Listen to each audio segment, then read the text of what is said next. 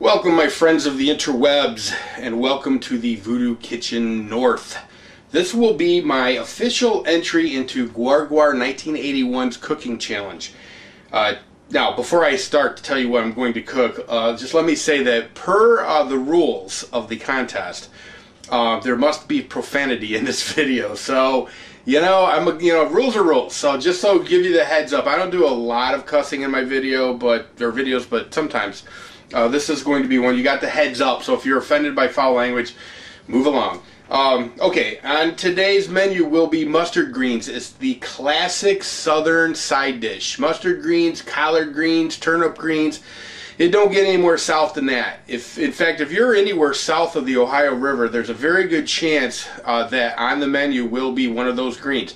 I think of it as hillbilly food. It's what my grandmother used to cook when I was a kid in southeast Kentucky. Some people look at it as and refer to it as soul food, but it's just good eating as far as I'm concerned. However, having said that, it will fucking kill you. Trust me, you don't want to eat this shit very often because it will fucking kill you. You'll die with a smile on your face, but yes, it will fucking kill you. I don't know how many times I'm gonna have to tell you that. Yeah, I don't even tell my cardiologist that I eat this shit because he'd have a stroke. So, but you'll see what I'm talking about as we go a little bit further, because this is Southern style. This is going to be the real deal. I can feel my arteries hardening. I can feel my arteries hardening even just thinking about it. Okay, so Gwargwar, I went to my garden earlier today and I picked up a mess of mustard greens.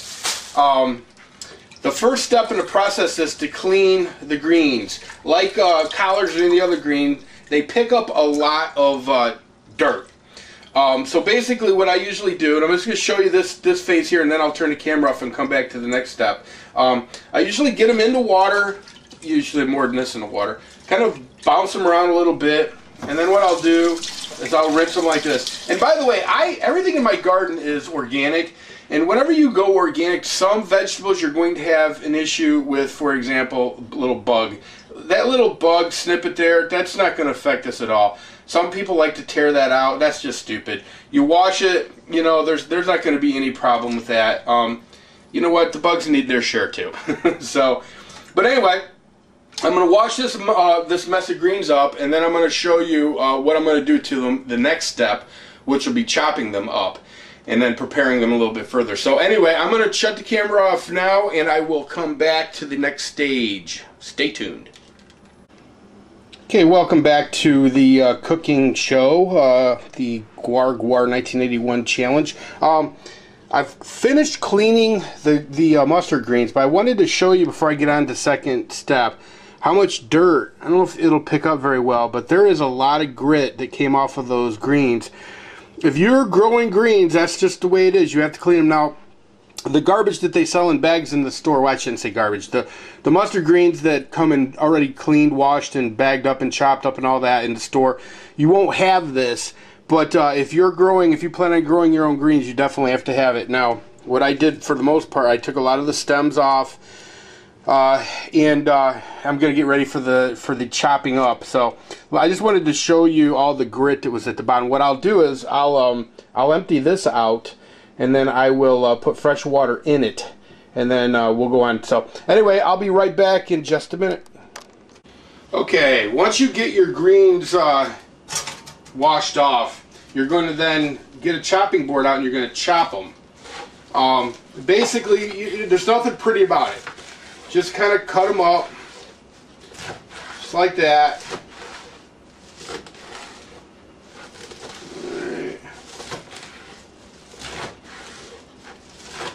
Yeah, it doesn't have to be perfect. You're just going to want to chop them up like that. Okay, so what you end up with is that. And then you just take those and you put them in your pots. Now, the pot's going to be pretty full, but these will cook down quite a bit. Okay. So what you'll have is that. Hopefully you can see it. I'm going to add water to this, and I'm going to just take a dash of sea salt,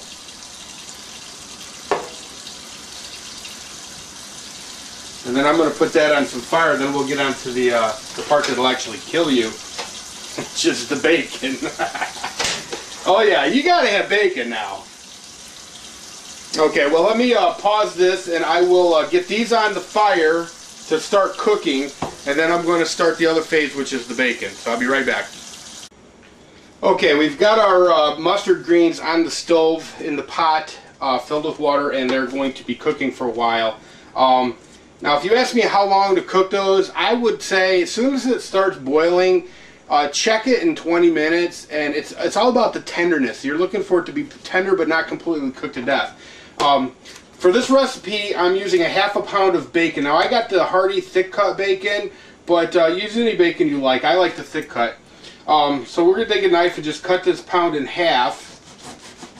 Now, usually when you get a pound of bacon, half of it's a little fattier than the other half. I'm going to use, for the recipe, I'm going to use the fatty half.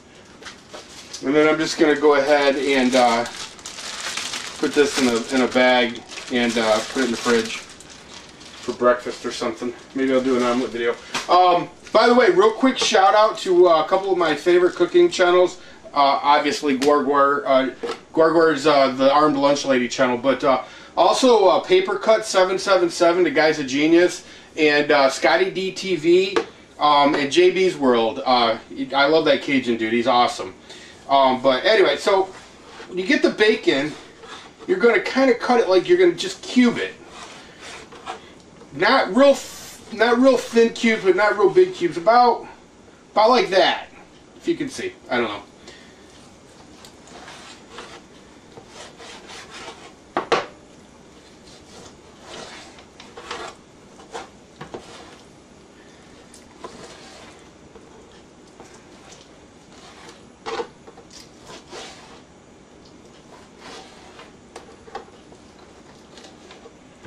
Okay, now what we're going to do is we're going to go ahead and throw this in the skillet. Let me see, I'm going to make sure that I've got the skillet in the frame, and of course not. Alright. Throw this in the skillet, and we're going to cook this bacon up. I'm going to put a little pepper on it, probably some cracked black. Here it is.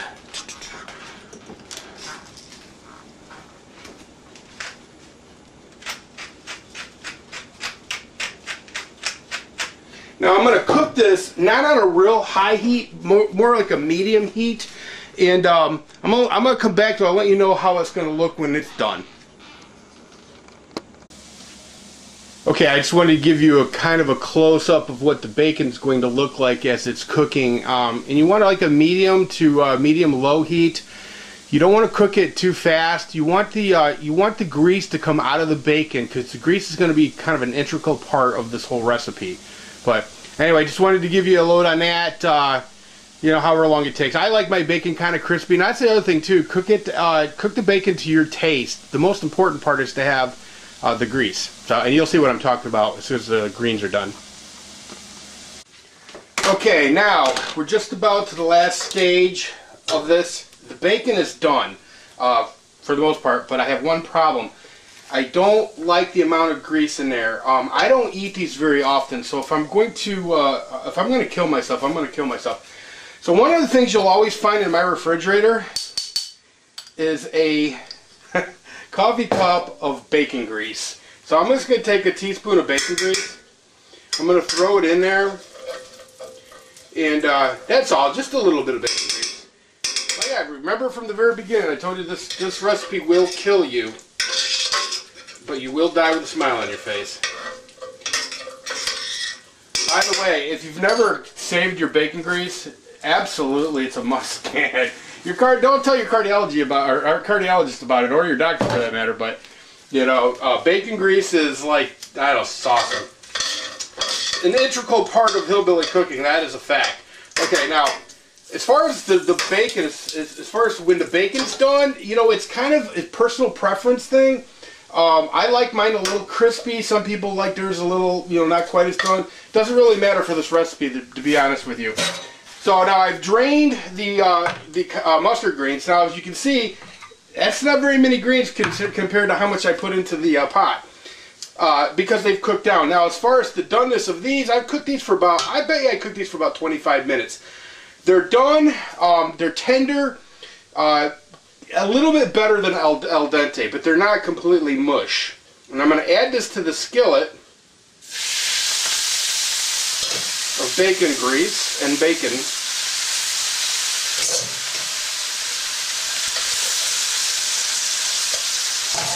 By the way, this is just one way to cook mustard greens. There's a lot of different ways. This is my favorite way. It's the most decadent of all. When my dad used to eat greens, regardless of what kind they were, it didn't matter if they were mustard or poke or collard greens or turnip greens, he liked his with vinegar. He didn't do the bacon thing. He was just kind of like a vinegar guy. And that's, it's okay like that, but I like the bacon grease. Oh yeah, this is what I'm talking about. Stir this in real good. Basically mixing the bacon up with the greens.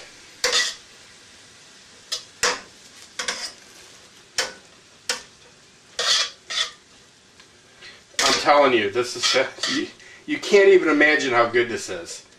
People that don't like greens normally, if they had it like this, they would absolutely fall in love with greens. Now, having said that, we know a lot more now today than we ever did before as far as cholesterol or heart disease and whatnot. So, you know, it's a real catch-22 as far as I'm concerned, because this is the awesome way to eat greens, but it's also, you know, it's just not really healthy. I will do more hillbilly cooking in the future. A lot of the stuff in my garden can be cooked hillbilly style. I'll be doing fried green tomatoes, wilted lettuce. There's a lot of different ways I'd like to cook. I'd like to cook my green beans hillbilly style for you. But hillbilly cooking is not healthy cooking. Don't be confused about that. But you know, if you limit yourself, you know, it's one of those things. If you limit yourself to doing this every once in a blue moon, it's not going to kill you. Well, it will. Hey, do you want to live forever? Anyway, having said that, hopefully you give this a try. Let me zoom in on the dish. I'd say you cook this for about 5 minutes and incorporate the bacon grease within the greens, and then you're good. To be honest with you, you could probably eat it right now. Some people might add a little sugar and a little vinegar to it at this stage. Not me. That's not my thing. But if you want to do that, that works too. If you've got a way to cook mustard greens, hey, hit me up in the comment section. I'd love to know. I hope everybody got in on Gwargwar's cooking contest. I had a blast doing this. And anyway, yeah, let me know what you think. Everybody take care.